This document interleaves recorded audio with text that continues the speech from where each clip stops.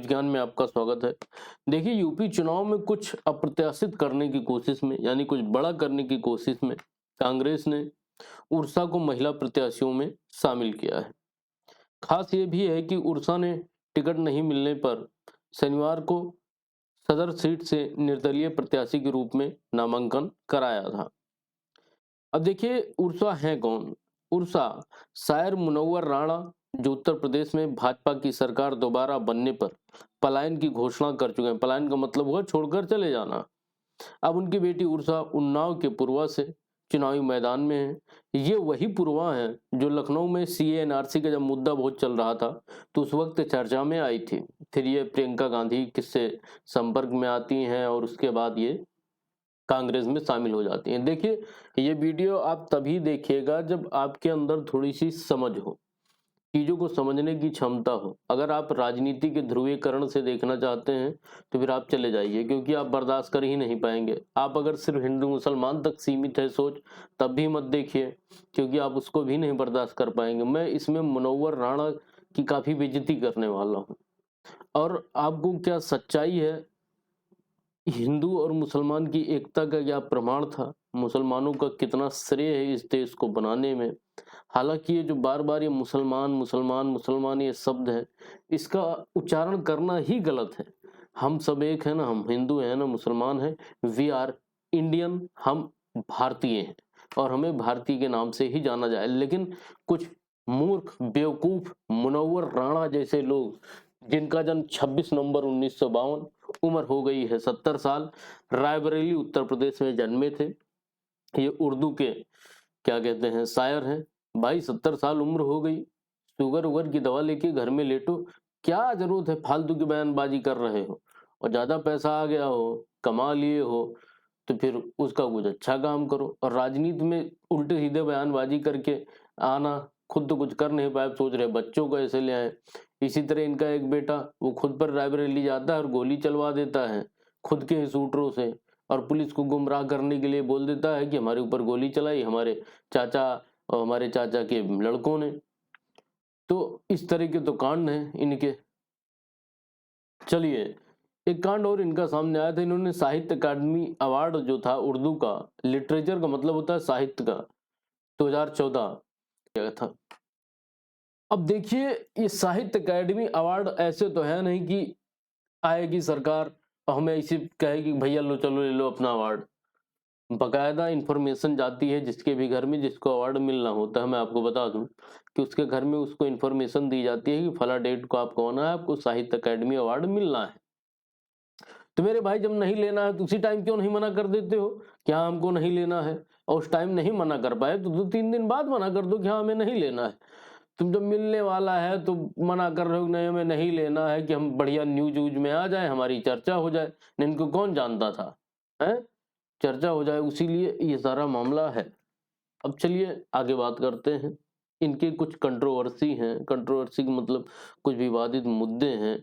वो क्या हैं वो जानते हैं। इन्होंने कैसे कैसे चीज़ों को बिगाड़ने की कोशिश की। ये तालिबान प्रेमी भी हैं। हम आपको ये भी बता दें, जो अफगानिस्तान में इस समय तालिबान वहाँ की महिलाओं को पढ़ने नहीं दे रहा है, सर कलम कर रहा है, इतने ज़्यादा उपद्रव फैला के रखा है, आज उसको कोई देश के रूप में मान्यता देने को तैयार नहीं है। इवन उसका पाकिस्तान भी मान्यता नहीं दिया है अभी तक अफगानिस्तान को एज अ कंट्री।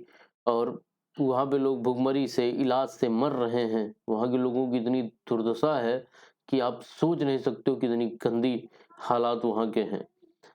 तो भारत ने जब ऑफर किया कि हम अपने तरफ से मानवता के लिए गेहूं भेजना चाहते हैं, तो उसके लिए भी पाकिस्तान ने मना कर दिया था कि आप गेहूं भेजोगे तो बॉर्डर तक आएगा, क्योंकि अफगानिस्तान भेजना है तो पाकिस्तान होके जाना है। तो बॉर्डर पे आए और बॉर्डर पे हम गेहूं उतार के अपने ट्रक में रखेंगे, उसके बाद हम अपने ट्रक से वहां से लेके जाएंगे अफगानिस्तान तक। तो उसमें भी बात आई कि ये लोग गेहूं की चोरी करने वाले थे। पाकिस्तान का भी अब सारा हाल जान ही रहे हो कितने अच्छे हैं। चलिए, आप ये देख रहे हैं, ये है शायर मुनव्वर राणा, और ये है राणा, और ये है इनकी बेटी जिसको इस बार टिकट टुकट मिला है कांग्रेस से। देखिए, कंट्रोवर्सी में क्या है कि जो इनके देखिए राम मंदिर वर्डिक्ट पे इन्होंने एक बयान दिया था इन अगस्त 2020। मनोवर राणा एक्यूज्ड, देखिए ये सोर्स विकिपीडिया से लिया गया, ये ना हो कि आप में से कुछ लोग कहें कि मैंने खुद ही एडिट कर दिया या बना दिया। आप विकिपीडिया पे खुद सर्च कर सकते हैं। चलिए, in August 2020 Munawwar Rana accused former chief justice of India Ranjan to deliver the Ayodhya verdict. इसका मतलब मैं समझाता हूँ। देखिए इन्होंने कहा कि जो chief justice of India Ranjan Gogoi थे, उन्होंने खुद को बेच दिया। किस लिए? जो अयोध्या का वर्डिक्ट आया था, डिसीजन आया था, उसको हिंदुओं के पक्ष में डिलीवर करने के लिए। ये भी इनका विवादित मुद्दा रहा था। उसके बाद इनका जो दूसरा विवादित मुद्दा था वो था मर्डर ऑफ सैमुअल पैटी। देखिए अक्टूबर 2020 में क्या हुआ था कि चार्ली एब्दो एक मैगजीन निकलती है फ्रांस में, तो उसी में कुछ लोगों ने इस्लाम से जुड़ी कुछ आकृतिक कार्टून बना दिया था, जिसको एक टीचर ने क्लास में दिखाया कि हाँ आप ये देख सकते हैं। कार्टून दिखाने के लिए बच्चों को दिखाया गया वो कार्टून, आप ऐसा समझ सकते हैं। हालांकि मैं ये कहूँगा कि ये किसी भी धर्म के साथ होता है बिल्कुल गलत है, ऐसा नहीं करना चाहिए। और चूंकि इस्लाम धर्म में वैसे भी प्रतिमाओं की मान्यता नहीं है कि आप उसको कोई रूप नहीं दे सकते, वो निराकार ईश्वर को मान्यता करते हैं, यानी वो ईश्वर का कोई रूप नहीं मानते इस्लाम में। और ऐसा करना कहीं ना कहीं इस्लाम धर्म की अवहेलना की गई। लेकिन सब बात ठीक थी, इनको चाहिए था कि कहते कि भाई वहाँ पे लोकतंत्र है, उस वजह से उस तरीके से उसको निर्णय लिया जाए। लेकिन इनका कहना था कि उसका सर कलम कर दिया था आतंकवादियों ने, और ये कहें कि बिल्कुल सही है, अगर ऐसा होता है तो उसका सर कलम करना भाई। अगर ऐसे होने लगेगा तो आप मेरा सर कलम करोगे, मैं आपका सर कलम करूंगा, तो फिर ये चुनाव लोकतंत्र ये सब फालतू की चीजें, इसको बंद कर देना चाहिए। सब सर कलम करके ही एक दूसरे का डिसीजन कर लें। ये भी इनका एक विवादित बयान आया था। उसके बाद इनका जो सबसे ट्रेंडिंग विवादित बयान था, मोस्ट फेवरेट भी है इनका, वो था फेवर ऑफ तालिबान। मुझे नहीं लगता कि इस वीडियो को सुनने वाला कोई भी व्यक्ति, वो किसी भी धार्मिक समुदाय से हो, गरीब हो, अमीर हो, कोई भी हो, जिसको तालिबान के बारे में थोड़ा सा भी पता है, वो कभी भी तालिबान का फेवर नहीं करेगा। देखिए तालिबान खुद मुसलमानों को अफगानिस्तान में मार रहा है, वो उनके कोई कौम नहीं है। देखिए जो टेररिस्ट है उनकी ना कोई कौम होती है, ना उनका कोई रिलीजन होता है, ना उनके लिए कोई वर्शिप की मान्यता है। बस उनको लोगों को मारना है, वही उनको सिखाया गया है और वो इसी तरीके से जी सकते हैं। उसमें इन्होंने क्या किया था, Munawwar Rana also refuse to recognise the Taliban as a terrorist organisation but they are fighting for their country. अब ये कह रहे हैं कि वो अपने देश के लिए फाइट कर, अरे मेरे भाई वो अपने देश के लिए किससे फाइट कर रहे हैं? उनका देश कहाँ परेशानी में ही था। भारत ने सलमा डैम बनाया, इतनी बढ़िया सुविधाएं दी भारत ने अफगानिस्तान में, लोगों की हेल्प की भारत ने, अमेरिका ने हेल्प की, विभिन्न देशों ने हेल्प की। सलमा डैम को तोड़ दिया गया, अब उसी सलमा डैम से अफगानिस्तान में पानी जाता, लोग पीने लायक पानी पाते, खेती करते, तमाम तरह की चीजें थी, लेकिन उसको भी तोड़ दिया गया। भारत ने वहां पर रोड का निर्माण कराया अफगानिस्तान में, उसको भी तोड़ दिया गया इन्हीं तालिबानियों की वजह से। तो हमें लगता है इसीलिए इनके फेवरेट बन गए हैं। अगला जो इनका बहुत विवादित बयान था वो था comparing Maharshi Valmiki to Taliban. इनका कहना था कि वाल्मीकि थे, रामायण लिख देते हैं तो वो वाल्मीकि कहला जाते हैं। वैसे आज तालिबान भी है, तालिबान भी लोगों को मार रहा है, पीट रहा है, काट रहा है, बलात्कार कर रहा है, महिलाओं को पढ़ने नहीं दे रहा है, बाद में ये भी सब सही हो जाएंगे। अरे तो मेरे भाई अगर आप इतनी अच्छी भविष्यवाणी कर लेते हो तो फिर शायरी छोड़ो, जाके किसी चैनल पे भविष्यवाणी करो बैठ के, ये सब बंद कर दो, है ना। लेकिन अब क्या ही कहना है, बुढ़ापी में लगता है सठिया गए हैं और कुछ है नहीं। चलिए ये देखते हैं, आप द हिंदू का आर्टिकल है, नहीं तो आप सोचे मैं कुछ खुद से बना रहा हूँ। द हिंदू का आर्टिकल है, आप खुद इसको सर्च कर सकते हैं। Urdu poet Munawwar Rana to meet PM. अब ये पीएम के पास जाएंगे क्यों? Urdu poet Munawwar Rana who has return his Sahitya Akademi award would meet prime minister Narendra Modi soon. बिल्कुल मिलिए आप। ये देश, ये साहित्य अकेडमी अवार्ड लौटाना कहीं ना कहीं देश की बेइज्जती है, लोकतंत्र की बेइज्जती है। जिस अवार्ड को हम लोग पढ़ते हैं कि किसको मिला किसको नहीं मिला, जो अवार्ड के क्वेश्चन एग्जाम में भी आते हैं, यानी वो सब फालतू है। नहीं लेना तो तत्काल क्यों नहीं मना किया?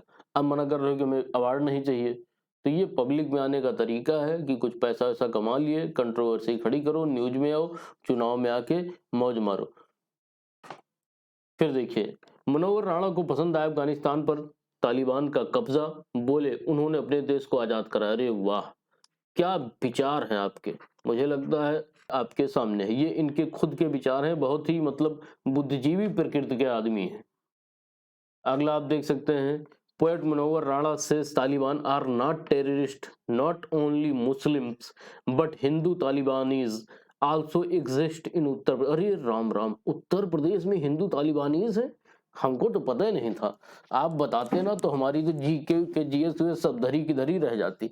मेरे भाई कितना पढ़े हो, कितनी जानकारी है तुमको, कुछ पता भी है। देखिए, ये लोग क्या करते हैं, हिंदू मुस्लिम के नाम पर दंगे करवाते हैं खुद की चीजों को चमकाने के लिए। अभी मैं देखो, मुस्लिम कम्युनिटी का इस देश की आजादी में बहुत बड़ा रोल रहा है।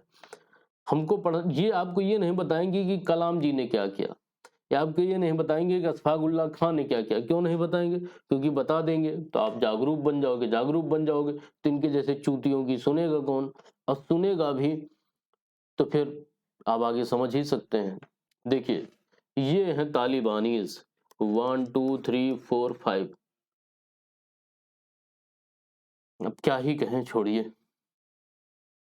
ये है शेर अशफाक उल्लाह खान, फूट डालकर शासन करने की चाल का हम पर कोई असर नहीं होगा और हिंदुस्तान आजाद है, आजाद होकर रहेगा।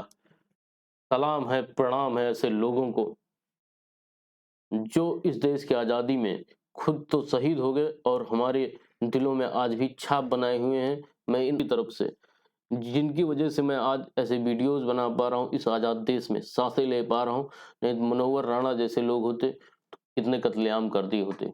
छोड़िए, देखिए 26 अक्टूबर काकोरी रेल डकैती की बात थी।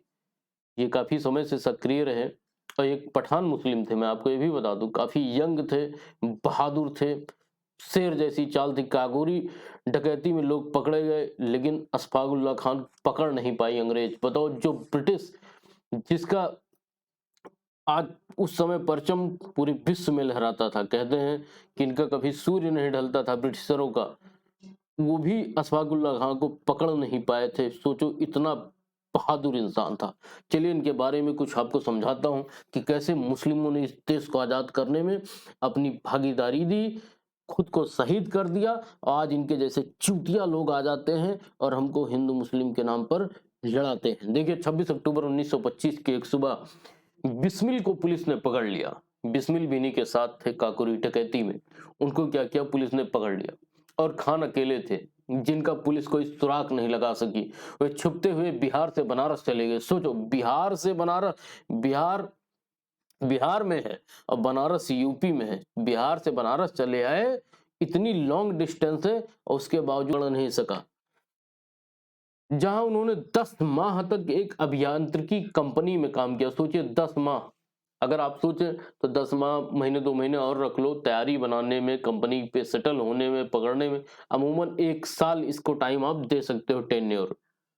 उन्होंने अभियांत्रिकी के आगे के अध्ययन के लिए विदेश में जाना चाहते थे, जिससे स्वतंत्रता की लड़ाई को आगे बढ़ाया जा सके, और वे देश छोड़ने के लिए दिल्ली चले गए। आप सोचिए, बंदा बिहार से पहुंचता है वाराणसी, 1 साल रहता है, 1 साल रहने के बाद दिल्ली भी चला जाता है देश छोड़ने के लिए कि हम जाएं कुछ काम वाम सीख के आए तो कुछ मनी वनी अर्निंग हो तो अपने देश की आज़ादी के लिए और बड़ा योगदान दे सकें। उन्होंने अपने एक पठान दोस्त की सहायता ली, यहीं पर गड़बड़ी हो जाती है। जो पहले उनका सहपाठी रह चुका था, इनका मानना था मनोहर राणा जैसे लोग रहे होंगे, दोस्त ने उन्हें धोखा देते हुए उनका ठिकाना पुलिस को बता दिया और 17 जुलाई 1926 की सुबह पुलिस उनके घर आई तथा उन्हें गिरफ्तार कर लिया। खान को फैजाबाद कारावास में रखा गया। जी हाँ, जो अयोध्या फैजाबाद है वहीं पर रखा गया था और उनके विरुद्ध एक मामला आरंभ किया गया। उनके भाई रियासतुल्लाह खान उनके कानूनी अधिवक्ता थे। कारावास के दौरान अशफाक उल्लाह खान ने कुरान का पाठ किया और नियमित तौर पर नमाज पढ़ना आरंभ कर दिया तथा इस्लामी माह रमजान में कठोरता से रोजा रखना भी आरंभ कर दिया था। ये हैं अशफाक उल्लाह खान जैसे लोग, और उसके बाद इनको फांसी की सजा हो गई थी अंग्रेजों द्वारा, लेकिन इनको आज भी याद किया जाता है। ये हैं शेर भारत के, कलाम, एपीजे अब्दुल कलाम। देखिए, मिसाइल मैन, मिसाइल मैन के नाम से इनको जाना जाता था। ये भारत के राष्ट्रपति भी रह चुके हैं, भारत रत्न भी इनको मिला। इनकी जैसी महान हस्ती क्या चाहती तो नासा में जाके नौकरी नहीं कर सकती, लेकिन नहीं, इन्होंने कहा कि मैं देश की सेवा करूंगा। उस समय सब दुनिया को दिखा दिया कि हम भी कुछ हैं। तो ये हैं महान इस देश के, मुनव्वर राणा नहीं है। आप उनके विचारों से कतई, प्लीज उनके विचारों से आप बिल्कुल भी मोटिवेटेड ना होइए, ना उनके जैसे लोगों का समर्थन करिए। समर्थन करना है तो इन जैसे लोगों का करिए, इनके विचारों का करिए, जिन्होंने इस देश को एक नई ऊंचाई पहुंचाई है। देखिए, बात ये नहीं आप किस पार्टी को जाएंगे, किसको वोट देंगे, ये आपका निजी मामला है, लेकिन मेरा सिर्फ कहने का इतना मतलब है कि जो भी करिए खुद के आकलन से होकर के करिए, आपको जो उचित लगे वो करिए। आप एक लोकतंत्र में हैं, एक आजाद देश में हैं। आप किसी के बहकावे में आके किसी की सलाह पे अपनी वोटिंग ना करें।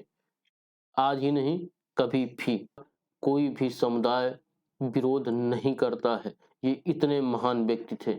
और बार बार ये बोलना कि ये क्या थे, इस जात से, ये सब थोड़ा सा अच्छा कम लगता है। देखिए, कलाम, ये यहाँ पर ये आपको नोटिस करने वाली बात है, मैं फिर बता रहा हूँ। देखिए, कलाम सत्तारूढ़ भारतीय जनता पार्टी व विपक्षी भारतीय राष्ट्रीय कांग्रेस दोनों के समर्थन के साथ 2002 में भारत के राष्ट्रपति चुने गए।